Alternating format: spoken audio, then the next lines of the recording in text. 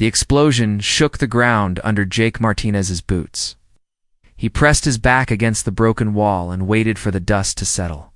His radio crackled with static, then went silent. The rest of his squad was somewhere on the other side of the mining facility, but he couldn't reach them now. Jake looked around the empty hallway.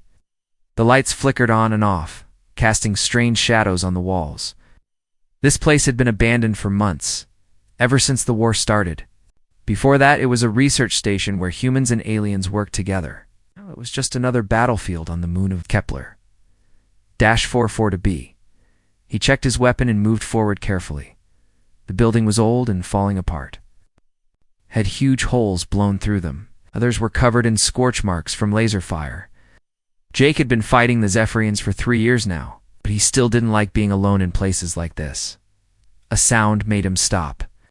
It was soft, like someone crying. Jake raised his rifle and moved toward the noise.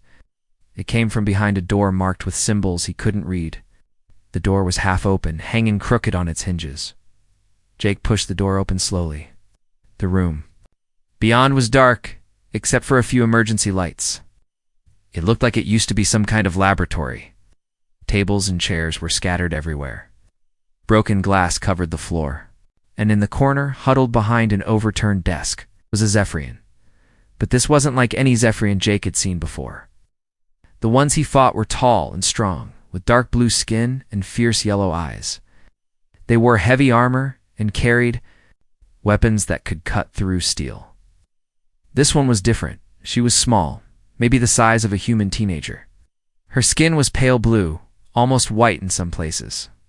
Her hair was long and silver, tangled and dirty. She wore a torn lab coat over simple clothes. When she looked up at Jake, her eyes were violet, not yellow, and they were full of fear.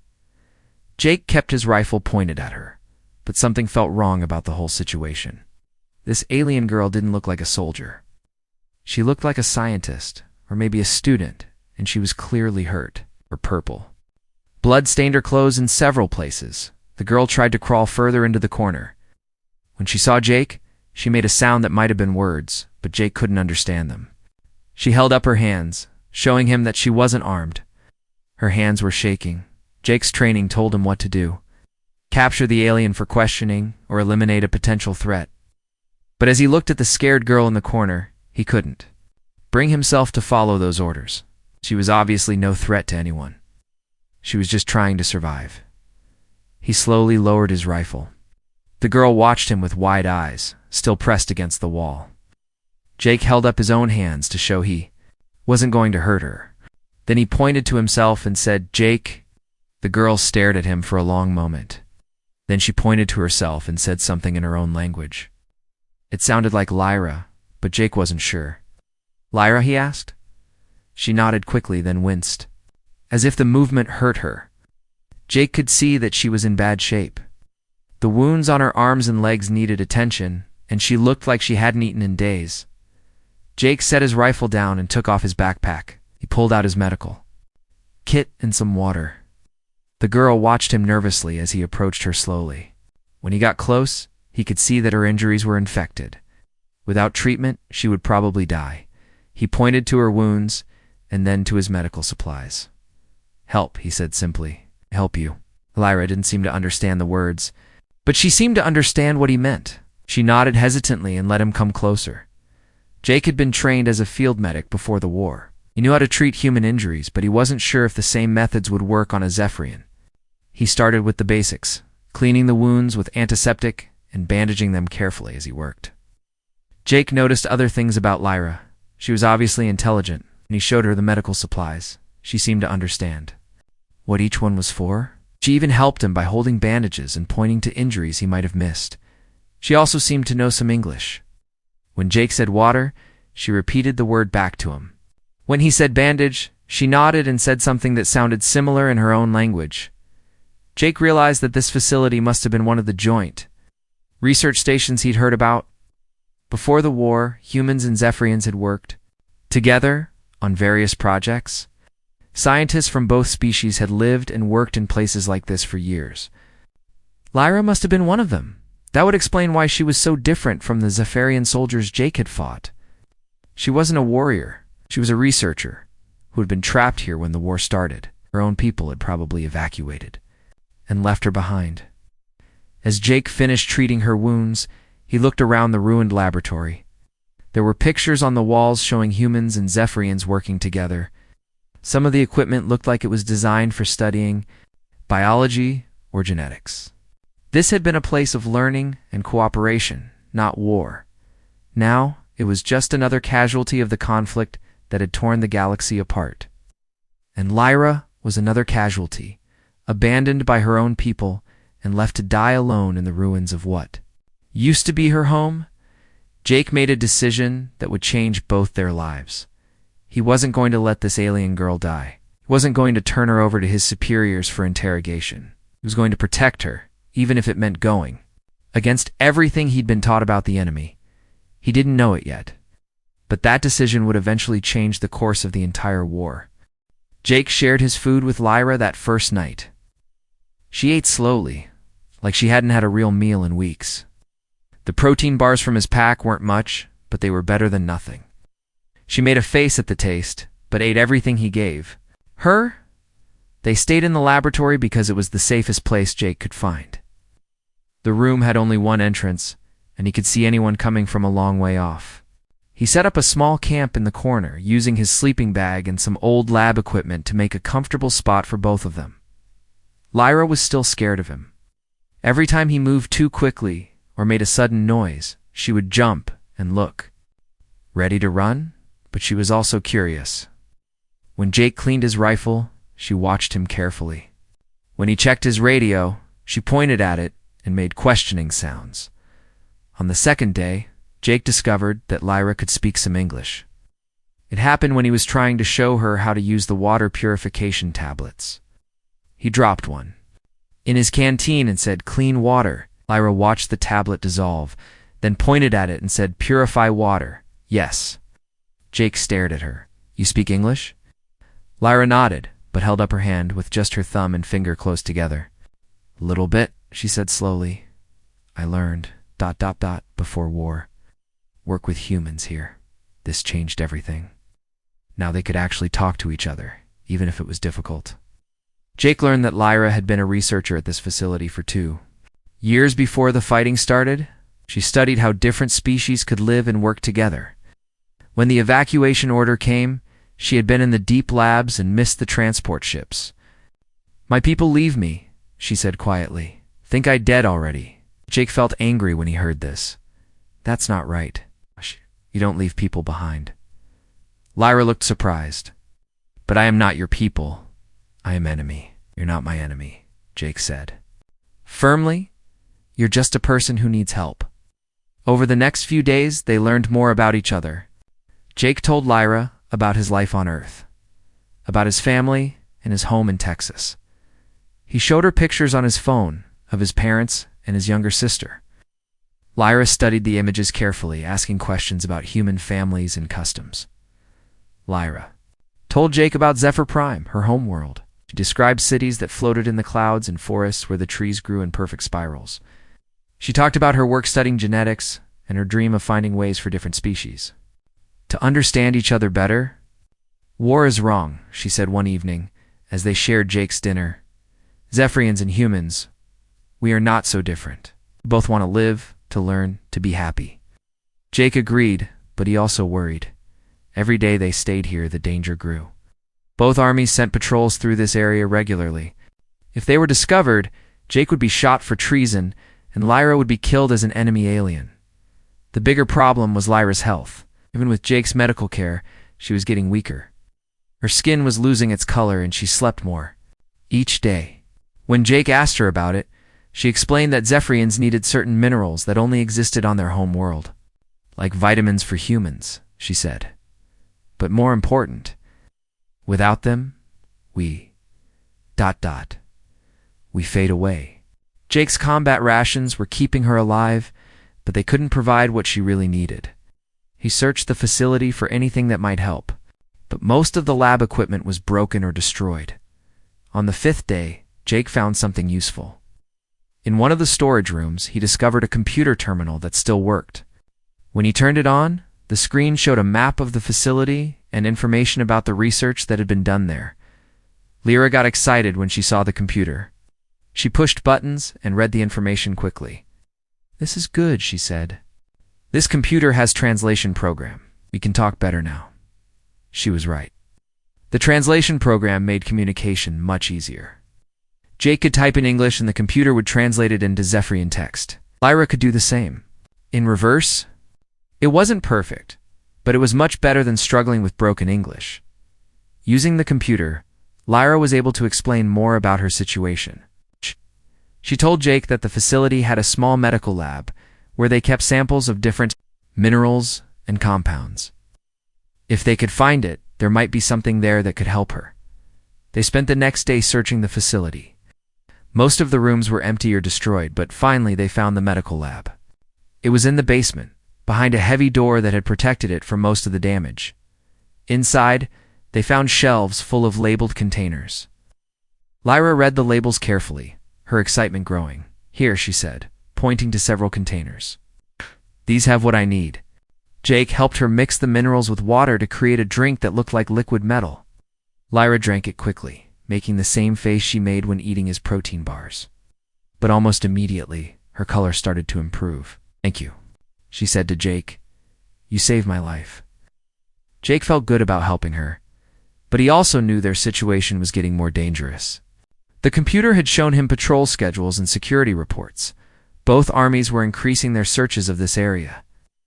"We can't stay here much longer," he told Lyra. She nodded sadly. "But where can we go? Everywhere is war." Jake didn't have an answer for that. All he knew was that he had made a promise to protect her, and he meant to keep it. Whatever happened next, they would face it together. The alarm started blaring at dawn on their 7th day in the facility. Jake woke up instantly, grabbing his rifle and looking at the security monitors. On the screen, he could see 6 Zephyrian soldiers moving through the outer corridors. They were armed and moving with purpose. "Lyra, wake up," Jake whispered urgently. "We have company." Lyra sat up quickly, fear filling her violet eyes. She looked at the monitor, and her face went pale. "They are hunting squad," she said quietly. "Very dangerous." Jake watched the soldiers search room by room. They weren't just doing a routine patrol. They were looking for something specific. Or someone specific. "Are they looking for you?" Jake asked. Lyra nodded slowly. "I think yes. I know things. Important things about the war. It's things that some people do not want others to know." Jake wanted to ask what she meant, but there was no time. The soldiers were getting closer to their hiding place. He quickly packed his gear and helped Lyra gather the mineral supplements she needed. "There's a service tunnel behind the lab," Jake said. "You can use it to get out of here." They moved quickly through the facility's back passages. Jake led the way, using his military training to stay quiet and avoid detection. Lyra followed close behind, trying not to make any noise. They reached the service tunnel just as the hunting squad found their hiding place. Jake could hear angry voices echoing through the facility. The soldiers had discovered their camp and knew that humans had been there. The tunnel was dark and narrow. Jake used his flashlight to guide them through the twisting passages. They crawled, for what felt like hours before, finally emerging outside the facility, near the edge of the moon's rocky wasteland. "Where do we go now?" Lyra asked. Jake looked at the barren landscape stretching out before them. There were no trees, no buildings, just rocks and dust. In the distance, he could see storm clouds gathering. The weather on this moon was dangerous, with toxic winds and acid rain. "Away from here," Jake said. "We'll figure out the rest later." They started walking across the rocky ground. Jake carried most of their supplies, while Lyra tried to keep up despite still being weak. Gravity on this moon was lighter than Earth's, which helped, but the terrain was rough and difficult. After an hour of walking, Lyra finally told Jake what she had meant about knowing important things. "Before the war started," she said, "I was working on a special project. We found proof that someone was trying to make humans and Zephyrians fight each other." Jake stopped walking. "What do you mean?" Lyra sat down on a rock to rest. "There were messages, secret communications between some human leaders and some Zephyrian leaders. But the messages were not what they seemed. Someone else was sending them, pretending to be from both sides, who we never found out. But whoever it was, they wanted the war to happen. They made both sides think the other side attacked first. They made everyone angry and scared. Jake felt sick. His brother Danny had died in the first battle of this war. If Lyra was right, then Danny had died because someone wanted to make money or gain power from the fighting. "Do you still have proof?" Jake asked. Lyra nodded. "Hidden in the facility, in a secret computer system. Oh, but now the hunting squad will find it." Jake was about to respond when he heard the sound of engines in the distance. He looked up and saw aircraft approaching from two different directions. Some were human ships, others were Zephyrian. "They're working together," Jake said with surprise. Lyra looked frightened. "That is not normal. Human and Zephyrian forces do not cooperate." Jake realized what this meant. Unless they're both looking for the same thing or the same person, they had to run. Jake helped Lyra to her feet, and they started moving toward a group of large rocks that might provide cover. But the aircraft were fast, and the rocky ground made it hard to run quickly. The first ship landed about 100 meters away. Jake could see human soldiers getting out, led by someone in an officer's uniform. He recognized the man from intelligence briefings, Lieutenant Colonel Pete Adams, known for being ruthless and ambitious. "Martinez," Adams called out through a loudspeaker. "We know you're out there. Come out now, and we might go easy on you." Jake didn't believe that for a second. He'd seen what happened to soldiers who were accused of helping the enemy. They disappeared into military prisons and were never seen again. The Zephyrian ships landed on the other side of their position. Now Jake and Lyra were trapped between two groups of enemies. Jake found a hiding spot behind some large rocks and pulled Lyra down beside him. "Why are they working together?" Jake whispered. Lyra was quiet for a moment, thinking, and her eyes went wide with understanding. "The people who started the war," she said. "They must have allies on both sides. They did not want anyone to find the truth." Jake felt anger building inside him. Not only had these people caused the war that killed his brother, but now they were trying to kill the one person who could expose them. "We need to get that evidence," Jake said. "How?" "The facility is full of soldiers now." Jake looked back toward the research station in the distance. It would be dangerous, maybe impossible. But if they could get the proof of who really started the war, it might be worth the risk. "I have an idea," Jake said. "But you're not going to like it." Jake's plan was simple, but dangerous. It would wait until the storm hit, then use the bad weather as cover to get back to the facility. The toxic winds would force the soldiers to take shelter, giving Jake and Lyra a chance to reach the hidden computer system. "This is crazy," Lyra said as they watched the storm clouds getting closer. "The acid rain will hurt us." "I have protective gear," Jake replied, pulling chemical suits from his pack. "Military issue. They should keep us safe for a while." They put on the suits just as the first drops of rain began to fall. The acid made small holes in the rocks where it landed. Jake was glad he had thought to bring the protective equipment. The storm hit with full force about an hour later. Wind howled across the rocky landscape, and the rain came down in sheets. Jake could barely see 10 feet in front of him, but that was exactly what he wanted. "Stay close," he told Lyra as they started moving toward the facility. The storm made everything difficult. The wind tried to knock them down, and the rain made the ground slippery. But Jake had been right about one thing. The soldiers had all gone inside to wait out the weather. They reached the off facility after fighting through the storm for 2 hours. Jake's suit was starting to show damage from the acid rain, but it had held up long enough. He found a service entrance that the soldiers hadn't been watching. Inside, the facility was quiet except for the sound of rain on the roof. Jake could see lights in some of the rooms where the soldiers had set up their temporary base. He and Lyra moved carefully through the dark corridors, avoiding the areas where the hunting parties were waiting. "The computer is this way," Lyra whispered, leading him toward a part of the facility he had never seen before. They reached a door marked with symbols that Jake couldn't read. Lyra pressed her hand against the scanner next to the door, and it opened with a soft hiss. Inside was a small room filled with advanced computer equipment. "This is where we did the secret research," Lyra explained.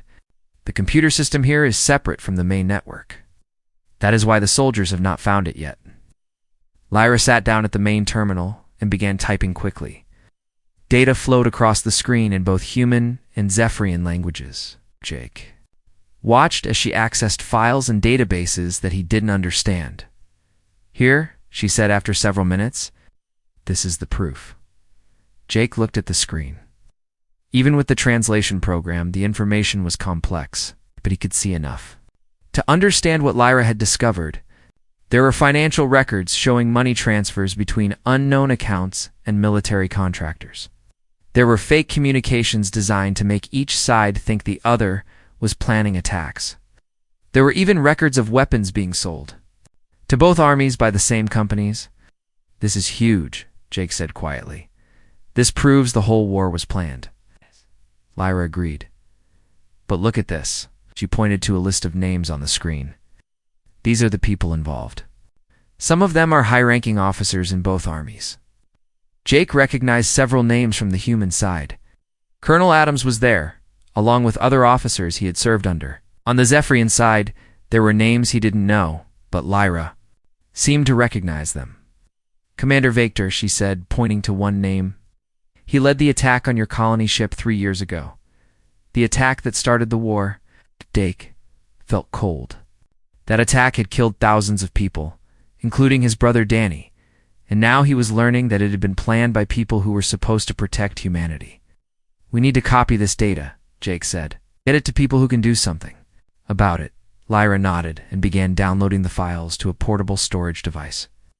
But before she could finish, they heard footsteps in the corridor outside. Someone's coming, Jake whispered. The door opened and a human soldier entered, followed by a Zephyrian warrior. Jake recognized the human as Captain Lisa Brooks, his former commanding officer. The Zephyrian was someone he had never seen before, but from the way he carried himself, Jake could tell he was important. Stand down, Martinez, Brooks said, pointing her weapon at them. You're under arrest for treason. Jake raised his hands, but didn't move away from Lyra. Captain, you need to see this. There's something important here. I'm not interested in your excuses, Brooks replied. You've been helping the enemy. The enemy, Jake asked. Look at the screen, Captain. Look at what we found. Brooks glanced at the computer terminal despite herself. The Zephyrian warrior moved closer to look as well. When he saw the data on the screen, his eyes went wide. This cannot be true, the Zephyrian said in accented English. It is true, Lyra said quietly. I am Lyra, researcher from Xenobiology Department. I found this information before the war began. Zephyrian stared at her. You were alive? We thought you were killed in the evacuation. My name is Zach H., he continued. I was your research partner. I have been looking for you.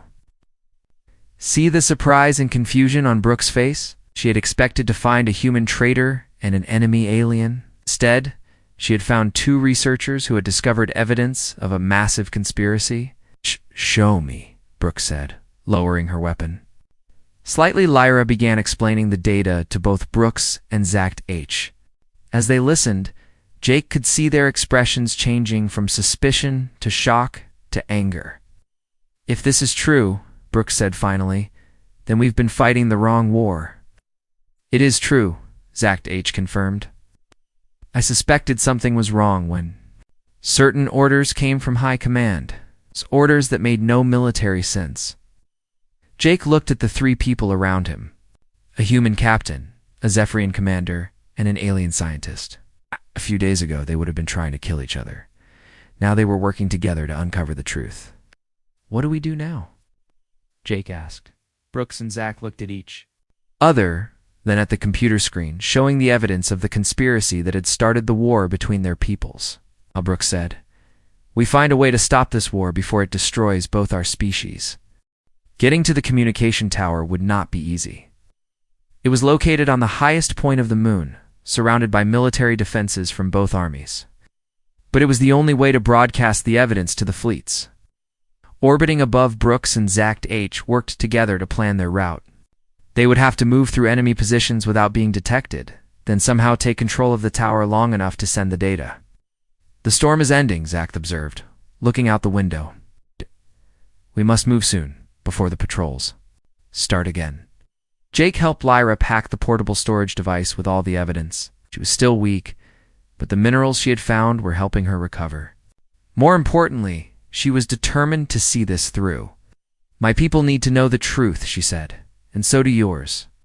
The four of them left the facility under cover of the last storm clouds. Brooks led the way, using her knowledge of human patrol patterns to avoid detection. Zach H guided them around Zephyrian positions. Jake protected Lyra and carried most of their equipment. They made good progress for the first hour. The communication tower grew larger ahead of them, its red lights blinking through the clearing sky. But as they got closer, they ran into trouble. A group of soldiers was waiting for them at the base of the tower. Jake recognized Colonel Adams immediately. Next to him stood a Zephyrian officer that Zach H seemed to know, Commander Victor. Zach said quietly, "The one who led the attack on the human colony?" Adams spoke through a loudspeaker. "Brooks, Zach, we know you're out there. Come out now, and we can discuss this like civilized beings." "They want to make a deal," Brooks said. "That means they're scared." Jake looked at the soldiers surrounding the tower. There were at least 20 of them, both human and Zephyr. Fighting their way through would be almost impossible. "There has to be another way," he said. Lyra pointed to a service ladder on the backside of the tower. "If we can reach that, we can climb up without going through them." It was risky, but it might work. They circled around the tower, staying low and moving carefully. Jake went first, testing each step of the ladder to make sure it would hold their weight. They climbed slowly, trying not to make any noise. About halfway up, one of the soldiers below spotted them. Shouts erupted from the ground and laser fire began hitting the tower around them. "Climb faster," Brooks yelled. They reached the top of the tower just as Adams and his soldiers started climbing up after them. The communication equipment was protected by a small building with thick walls. Jake and Brooks barricaded the door, while Lyra and Zach H worked on the computers. "How long do you need?" Jake asked. 5 minutes to upload everything," Lyra replied, her fingers flying over the keyboard. The soldiers outside were trying to break down the door. Jake could hear Adams shouting orders, and the sound of tools being used to cut through the metal. Lyra called out, "Something is wrong. The system is not responding." Zach H looked at the equipment. "They have damaged the main transmitter. We cannot send the signal." Jake felt his heart sink. They had come so far, risked so much, and now they were trapped with no way to get the truth out. Then Lyra did something unexpected. She placed her hand on Jake's arm and closed her eyes. "There's another way," she said, "but it is dangerous." "What do you mean?" "My people have ability to share thoughts directly, mind-to-mind connection. If I connect with you and you use your military communication implant, we might be able to boost the signal." Jake knew about the experimental communication implants that some soldiers carried. His had been installed before his last mission, but he had never used it for anything like this. "What's the risk?" he asked. "It might kill me," Lyra said simply. "The energy required is very great." "No," Jake said immediately. "We'll find another way." "There is no other way," Lyra replied. "And if we do not try, the war will continue. More people will die, on both sides." The door was starting to buckle. Under the assault from outside, Brooks and Zach were running out of ways to keep it closed. "Do it," Jake said finally. Lyra placed both hands on his head and concentrated. Jake felt a strange tingling sensation. Then suddenly his mind was filled with thoughts and feelings that weren't his own. He could sense Lyra's memories, her hopes, her fear, and her determination to stop the war. The connection grew stronger. Jake activated his communication implant and felt the signal being amplified by Lyra's mental energy. Data began flowing. From the storage device through their linked minds and out to the orbiting fleets, the process was painful for both of them. Jake felt like his head was on fire, and he could sense that Lyra was suffering even more. But the data kept flowing. Evidence of the conspiracy, proof of who had really started the war. Names of the people responsible.